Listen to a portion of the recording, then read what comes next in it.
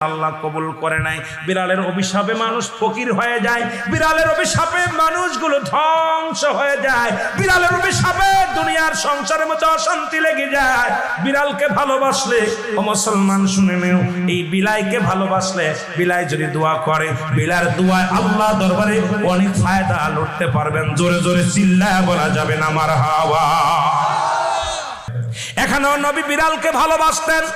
এখনো Mecca Medina অসংখ্য বিড়াল আছে যারা মদিনায় গেছেন হজ করতে। আমাদের সভাপতি সাহেবও গেছে। অসংখ্য বিড়াল গুলো দেখবেন মদিনার মনোয়ারায় রাসূলুল্লাহর রওজার আশেপাশে, কাবা শরীফের আশেপাশে অসংখ্য বিড়াল। ধরে বলেন ঠিক কি না? এত সুন্দর বিড়াল যারা মক্কা মদিনায় দেখে আসছেন তাদের কাছে জিগাইবেন বিড়াল আছে কি না আছে। এই বিলাইদেরকে ভালোবাসবেন, বিলাইকে অভিশাপ দিবেন না। একবার এক মহিলা অমুসলমান রাসূলুল্লাহর কদমের মধ্যে একজন বিড়ালকে বিষ পান